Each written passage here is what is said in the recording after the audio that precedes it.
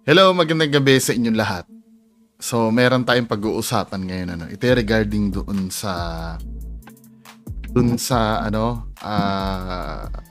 pagbisita sa Villa Epifania ni Ghost Hunter 133. Diba? At dala-dala niya yung bandera ng Team Donsky. Mga men, diba? Kasi merong 'di ba meron silang team na 'yan, yung mga follower ni Donsky na nagkaroon ng team, 'di ba? So ngayon napansin niyo naman kung paano binaboy yung Villa Epifania. Yung si Ghost Hunter 133, si Ghost Hunter 133. Ano 'yon? Malapit 'yon sa Villa Epifania, sabi niya. Kasi nag-comment siya dun sa tabi lang daw ng bahay nila yung Villa Epifania. So, si Sir Donsky nagkaroon na ng branch dito sa Luzon.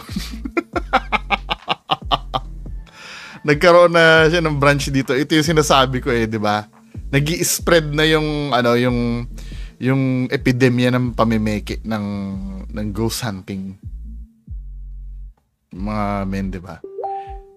Para malinaw lang sa inyo, 'di ba? Never ko sinabi na pababagsakin ko sila Donsky. Never kong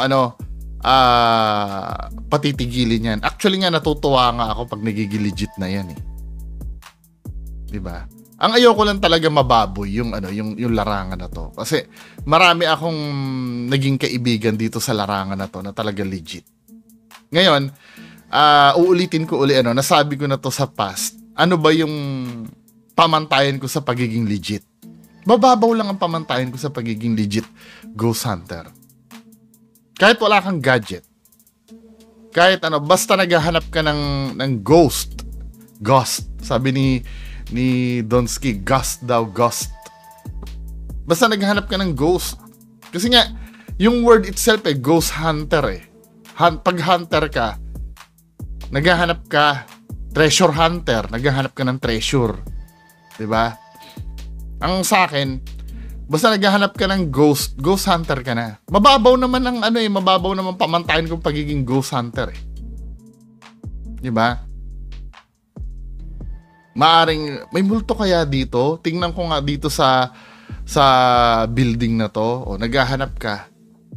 Kahit wala ka ng mga gadget na yung EMF reader, mga ganun. Kahit wala na, basta totoong naghahanap ka ng multo. Totoong naghahanap ka ng multo.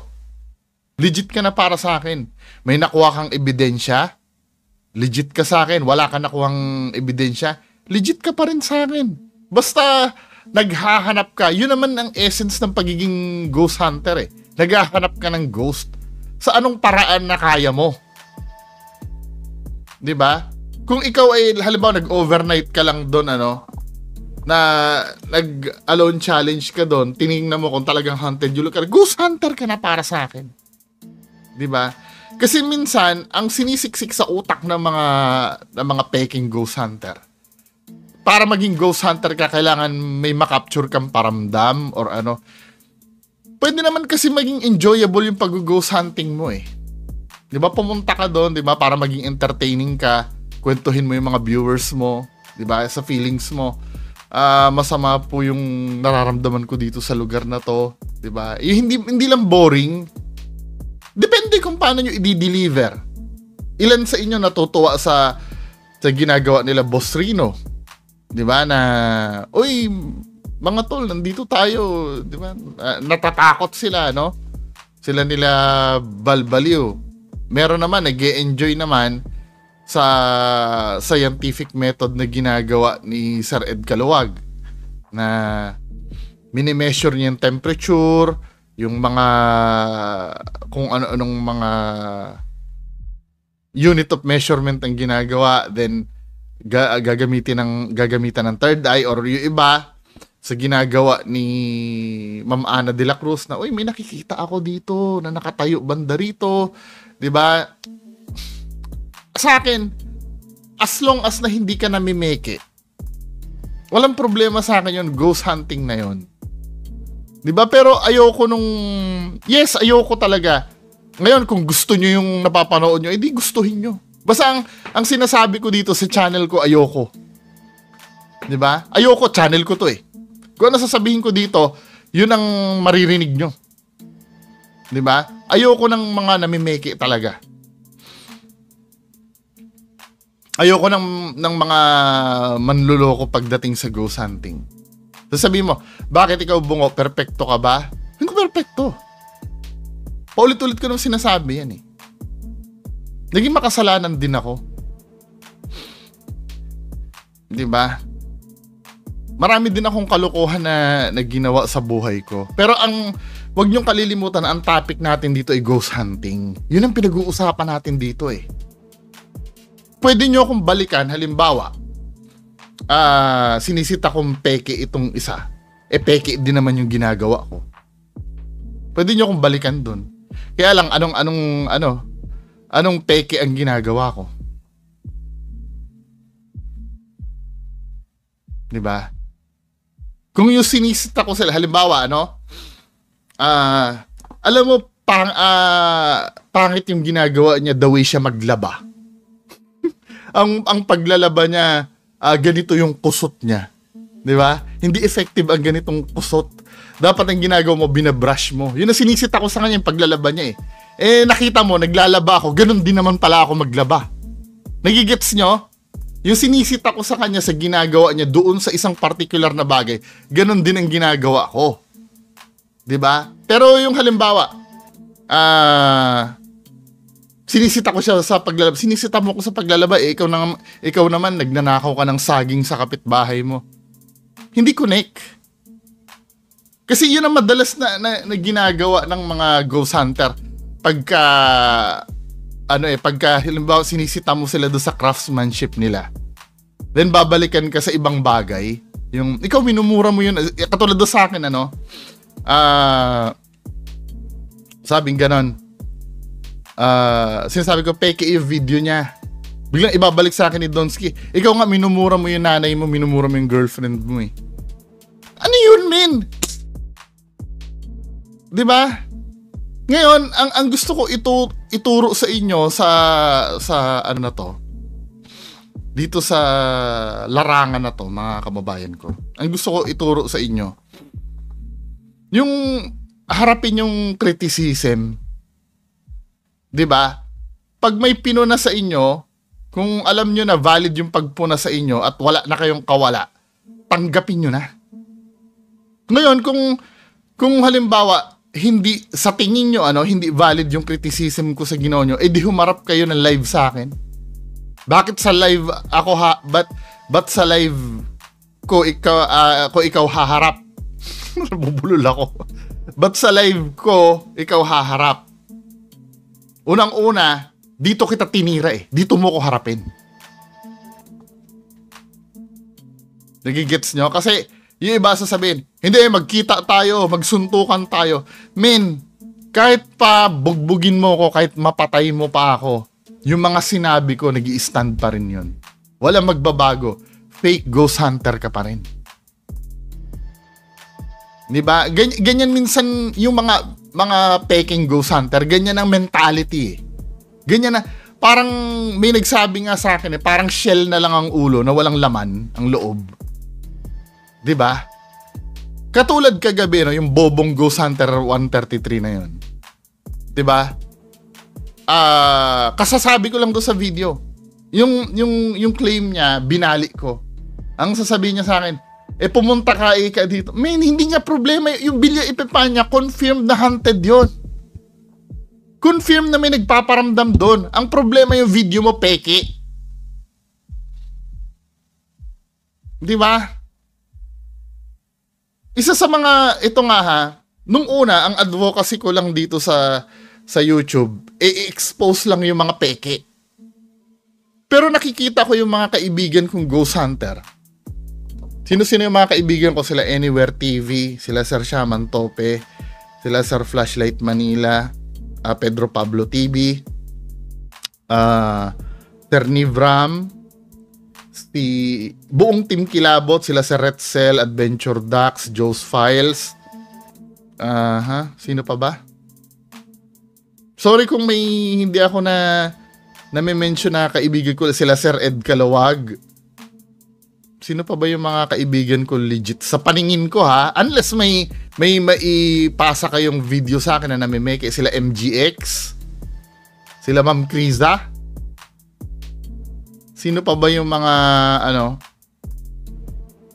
yung mga legit na naging kaibigan ko? I'm so sorry kung nakalimutan ko. Sir I am Reverie. Munti ko na makalimutan. Sino pa ba mga legit? Marami akong kaibigan na legit ghost hunter. 'Di ba?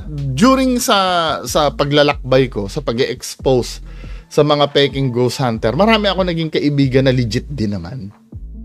'Di ba? Kasi minsan nai-stereotype ako na lahat na lang ng ghost hunter tinira mo. Katulad ni Kuya Red, 'di ba? Hindi nag-iisip. Bumanat siya doon, pati daw si Sarkaro, tinira ko daw. Sabi niya, pati daw si Sakaro, tinira ko. Hindi niya napanood yung video kay Sakaro, puring-puri ako doon. Doon sa video ni Sakaro sa Villa Epifania, pati doon sa doon sa Baguio. Halos wala akong negative na sinabi doon. O, kita nyo na? Hindi nag-iisip. Diba? Marami ako naging kaibigan. Nakita ko yung nila, yung sa mga videos nila, bagamat hindi ko sila nakakasama, pero nakikita ko sa videos nila kung paano sila frustrated na makakuha ng ebidensya. 'Di ba?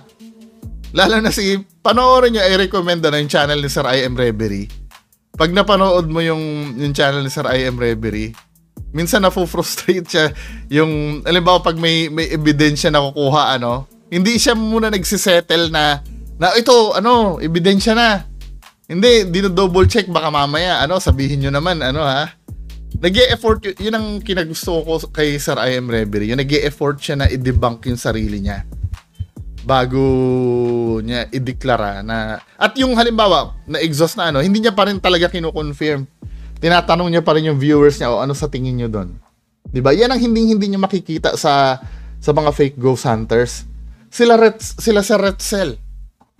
Pag napapanood nyo, minsan, no offense sa mga videos ni Sir Retzel, minsan nga, ang tagal-tagal eh. Ang tagal-tagal nila sa isang lugar eh. Alam ba, sa isang spot pala, ang tagal-tagal. Parang minsan nakakaramdam ka ng, ba't parang walang nangyayari? Kung marirealize mo, ganun talagang ghost hunting. Mahirap talagang makakapture. Kaya minsan, yung mga ibang ghost hunter, naghahanap sila ng way para maging entertaining yung video nila. Katulad nila sa Retzel, Ma'am Kriza, minsan nagkukulitan sila doon sa video nila, silang dalawa magkapatid. Or yung sa pag-explore nila, doon sa building na inaano nila. Kasi kung hindi nila gagawin yon, kasi dito sa Pilipinas kasi tumaas yung standard ng pag-ghost hunting eh. In a bad way. Tumaas yung standard. Paano ko nasasabing tumaas yung standard in a bad way? Kasi dito, itong mga peking ghost hunter na to, sinanay nila ng sinanay yung mga audience nila na kailangan may makita. Naging pamantayan ng pagiging ghost hunter dito sa Pilipinas. Kailangan may makita. Kapag ka walang nakita, hindi ka legit na ghost hunter. Yun ang naging standard definition ng ghost hunting dito sa Pilipinas. Yan ang mga pinromote nila, Kuya Red. Although na hindi naman sinasabi nila, wala sila sinasabi na pag nag-ghost hunting ka, kailangan may makita ka. Pero yun ang pinopromote nila eh. Kasi kada video nila may nakikita talaga eh. Yes, may mga video sila na wala makita, pero ilan lang yung video na walang nakikita. Kaya nga sinasabi ko sa inyo eh, may mga kondisyon, nakikita or nagpaparamdam, may mga kondisyon na kung kailan walang magpaparamdam sa video. Yun ay pag may kakulab silang iba. na hindi nila kilala, yun ay pag nasa Luzon sila. Yun ay pagka biglaan yung content nila, na halimbawa nakasakay lang sila sa motor, 'di ba? At yung at kapag mga legit ang kasama nilang ghost hunters, yun yung mga kondisyon na walang nagpaparamdam sa videos nila. Pero tandaan nyo, pag sila mga ghost hunter ng Mindanao magkakasama, tandaan mo yan, may paramdam yan lagi. 'Di ba? Minsan nga nag-uusap kami ni Sir I Am Reverie sabi sa akin ni Sir I Am Reverie, tol, minsan nakakasuka na puro Kuya Red at at Donsky yung content mo.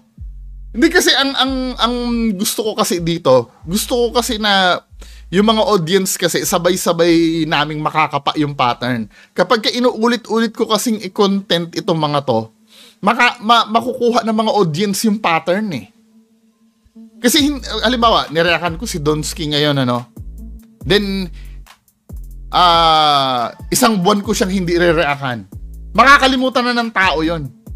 Kapag hindi mo binitawan tong isang ghost hunter na to at inaraw-araw mo yan, maaaral din ng audience yung pattern yan. Mapapabilis na malaman nila, ay oo nga ito rin yung ginawa niya kahapon. Ay oo nga ito rin yung ginawa niya nung nakaraang video niya. 'Di ba? At dahil doon malalaman nila na fake hanggat umamin na yung ghost hunter. 'Di ba ganyan ang ginawa ko kila Ghost Hunter 18 noon? Kila sino pa ba yung mga si Bimbi din na nag-a-upload no? Kay 88 din dati ganyan din ang ginawa ko. 'Di ba? Awa ng Diyos may mga nagising. 'Di ba? At ito pa doon tayo sa second phase ng vlog na to. Dito napapansin ko kasi nag-post ako ng conversation sa page ko kahapon. Papakita ko sa inyo yung pinost ko sa page ko kahapon. Ito ay conversation ng isang kasama ni Donsky dun sa Samal Island.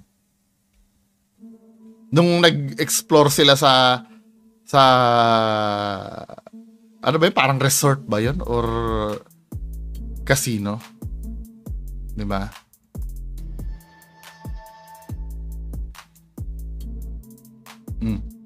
Ito yung sinabi sa conversation. Dali, ayusin ko lang.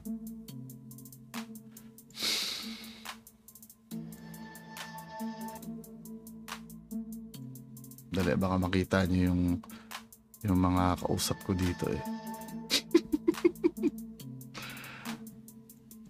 Ayan sabi dito, boss, natandaan mo yung explore kami sa Samal Island. Kasama ko si Donsky, Boy Balud at Kings. Siguro Kings to. Sabi ko, yung bag ni Donsky o sabi ko gano'n. May ginawa siya, bag hila man yun ni Boy Balud, tapos tinali magic nylon. Sabi ko, paano mo nasabi? Andun daw siya. Sino nang hila? Kahit tanungin mo may sinabi siyang name eh. 'Di ba? So meaning multiple na yung ghost hunter na kumakanta laban sa iyo, Donsky. Ito yung naging kontrobersya sa ito yung naging kontrobersya kahapon. 'Di ba? Do sa loob ng mga fans mo. 'Di ba? Dito sa convo na to na tinip sa akin. Sabi ganun, sino nang hila? Ito, inulit ko. Kahit tanongin mo si Boy Balud daw anang hila dun sa bag mo. Ako nga, hindi ko pinag-iisipan na may tali yun eh. Sa totoo lang, promise. Kasi nung malinis yung pagkakagawa mo doon sa video na yon. Pero I know, may daya yun. Yung paggalaw mo ng backpack doon sa Samal Island na pumunta kayo. Ikaw, Donsky, hindi ka nakakatiis ng hindi ka namimeke, no? Sa mga videos mo. Once in your life, ngayong binigyan ka na nila Sir Lance, nila Sir Shaman Tope ng guidance, magpakatino ka na. 'Di ba? Hindi ka naman nais pabagsakin eh. Ang gusto lang mangyari, magpakatino ka na. Kung wala kang bayag na umamin na peke ang ginagawa mo, magpakatino ka na. Ayan o, nakalagay dito. Complete si Donsky ng costume. Black lady, white lady, at yung isang maskara gamit niya camping. Ito yung yung Encanto. Ito yung Encanto na ginamit mo nun. Kaya napapansin nyo daw, ang sabi sa akin ito, lagi naka-backpack si Donsky. Mga props ang laman nun.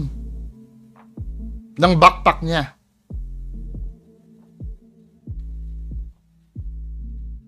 Yung costume nandun. Sabi ko, totoo yan, sinasabi ko, boss, alam ng Diyos yan. Sabi ko, sino pwedeng ma-interview? Si Blank at si Blank, alam nila yan kung saan nakita namin ang maskara. Diba? Multiple, just imagine, ilan ang tinakpan ko dito? 1, 2, 3. 3 na ang nagko-confess sa akin na fake ang ginagawa mo. At yung mga followers ni Donsky, diba? 3 na nagko-confess sa akin. May video lahat yan. Magugulat na lang kayo. Ay, di ba kasama nila Kuya Red to, nila Donsky, nagsasalita laban kay Pinasabi ko sa inyo, di ba? At ito pa yung hindi ko naiintindihan dito sa mga fans nito.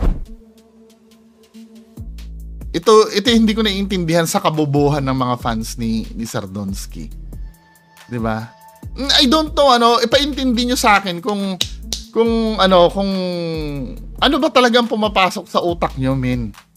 Takot ba kayo sa katotohanan?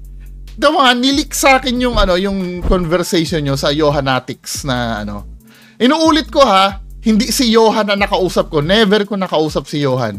Kinukrucify nila si Johan dito eh. Never kong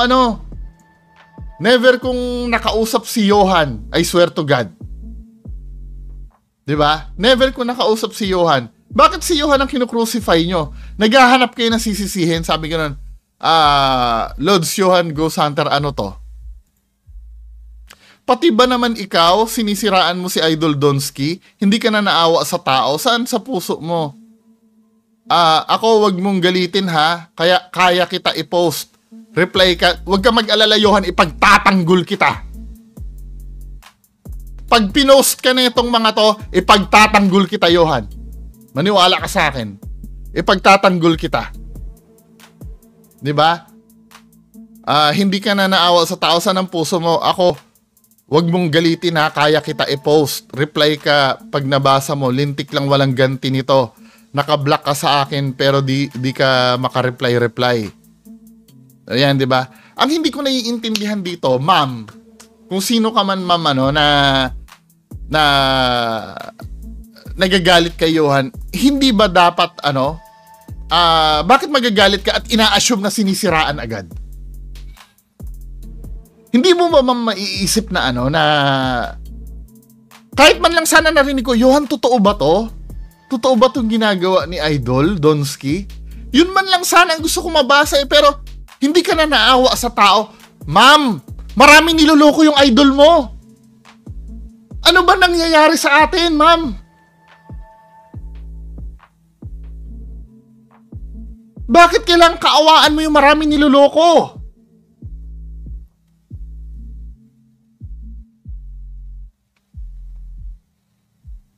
Sinisiraan? How come? Hindi ba kayo nagtataka? Sa dami kong sinabi dyan, hindi ako binabalikan yan? Kahit nga i-encourage yung humarap sa akin yan eh. Kung may faith kayo kay Donsky, hindi nyo ba magagawa na, Idol Donsky, harapin mo si Bungo, ipahiya mo si Bungo sa mga sinasabi niyang paninira sa'yo? O ano nangyayari? Ano ba nangyayari sa inyo?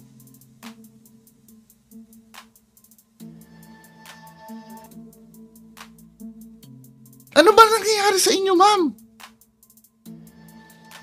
I know may pera kayo eh. At dahil kayo nagkapera, alam ko na may ganito kayo. May utak kayo.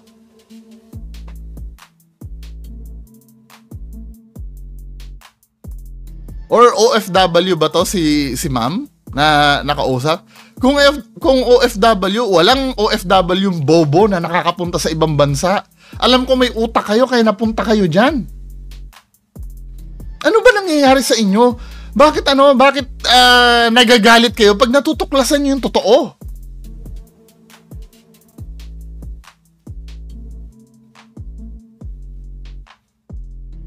Gusto nyo ba na nabubuhay kayo sa kasinungalingan buong buhay nyo? Yun ba ang gusto nyo?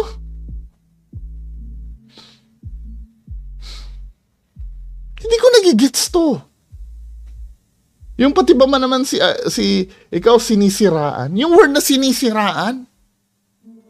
Ma'am, facts itong sinasabi eh. Totoo yung mga sinabi eh. May nag-ano eh. Hindi nyo man lang ba alamin na totoo ba yan? Johan, totoo ba yan yung mga nabasa ko? Or ito, alam nyo nang ito ma'am ha, siguro alam nyo nang sinungaling to si Donsky. Alam nyo nang peke yung video. Alam nyo ba na peke ang video ni Donsky? Kung alam nyo peke, bakit nyo kinukonsinte? Ano ba? Maraming legit ghost hunter ang naapektuhan.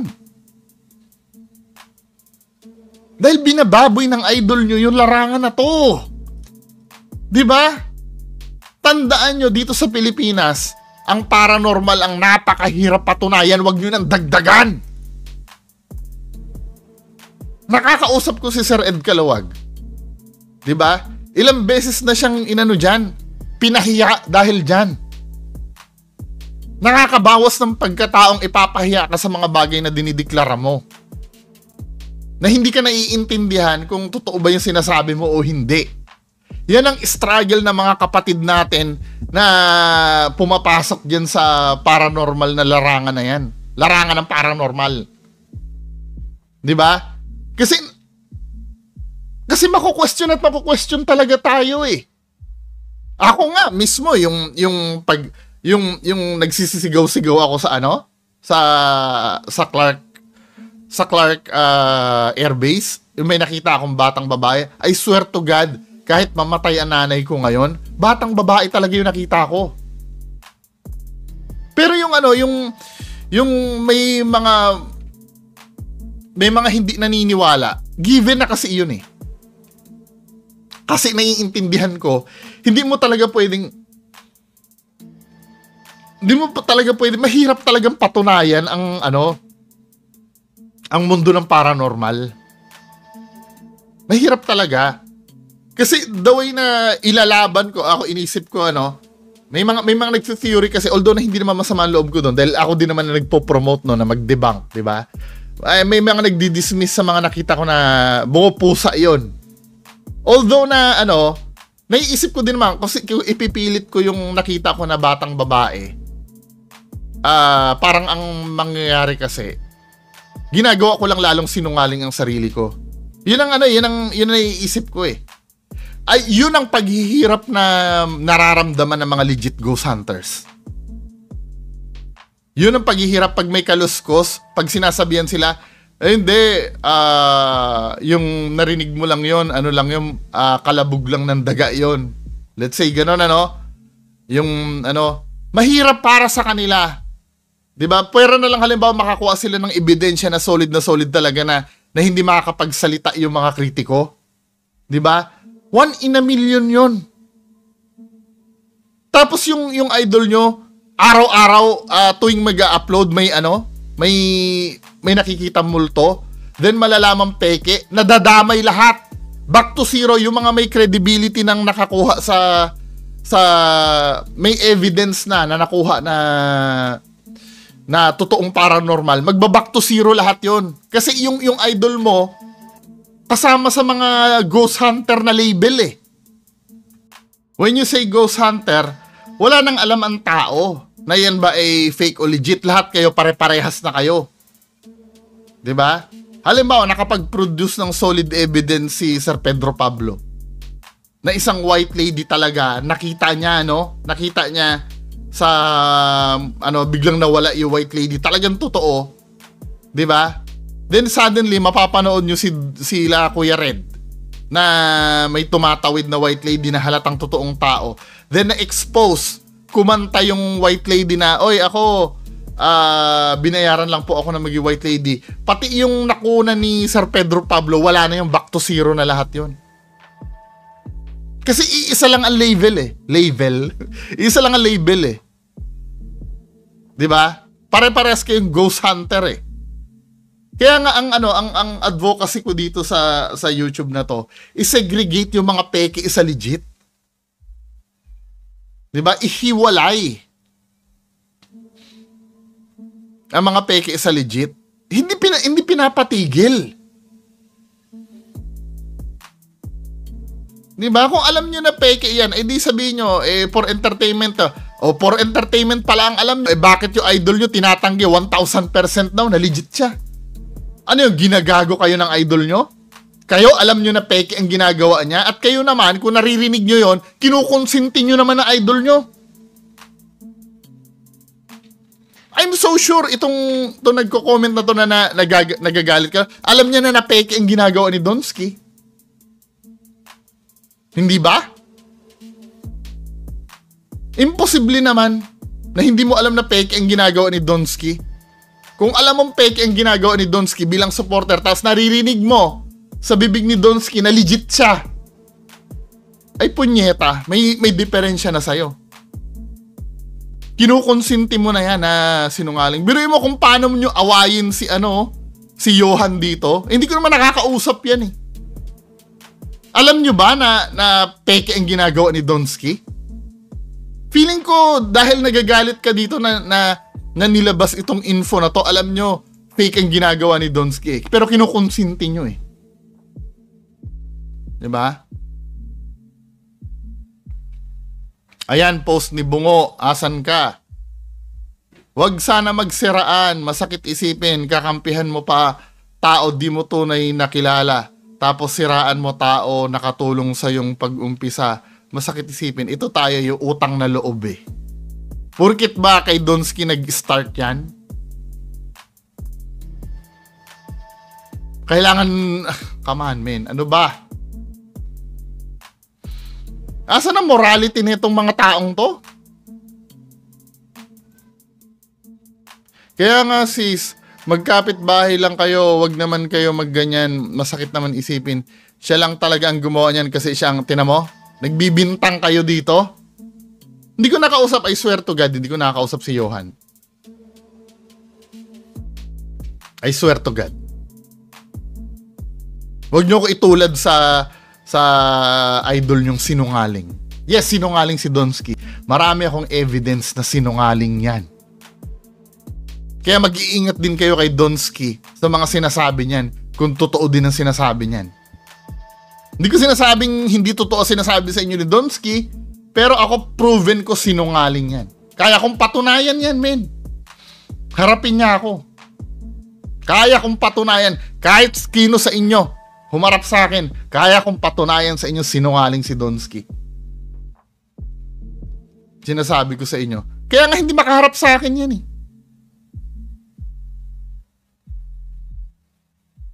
Feeling ko alam nyo na fake si Donsky. Sabi mo dito, wag na lang sana maglaglagan. When you say laglagan, alam nyo na fake ang ginagawa ng idol nyo. Tapos proud na proud kayo. Sinasabi ni Donsky sa kapwa nyo supporter na 1000% legit siya. Hindi ko alam kung ano mentality meron tong mga taong to eh. Ano problems? Bakit mo sinisiraan si Idol Donsky? Diyos ko, man, ano ba?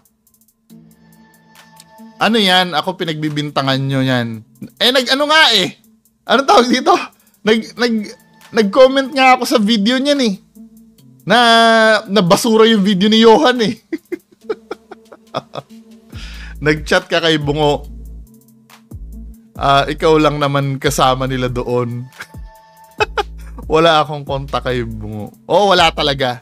Bakit naman ako mag-chat? Hindi ko nakausap si ano. Sino yon? Nananahimik ako. Ayusin mo ha. Gusto nyo na magsalita ako? Yan, patay kayo.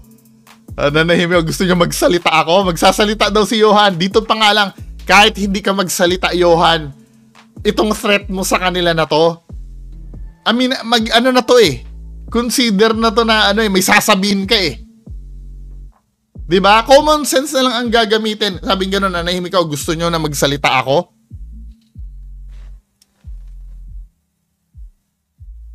'Di ba? Gusto nyo ba magsalita ako? Sabi ni Johan. O, sino nagkwento doon kay Bungo? Ayusin mo rin. Huwag ka magbintang ng ganyan. Alam ng Diyos na hindi ako niyan. 'Di ba? Oo, hindi ko siya kausap. Mga kababayan ko, hindi siya yung kausap ko. Iba yung kausap ko. Ay! Malalaman nyo pala do sa ano. Sabagay, bubura ko na lang yung part na nakita nyo kasi malalaman nyo kung sino yung nag-screenshot nun eh. Kahit na anong gawin nyo, 'di ba?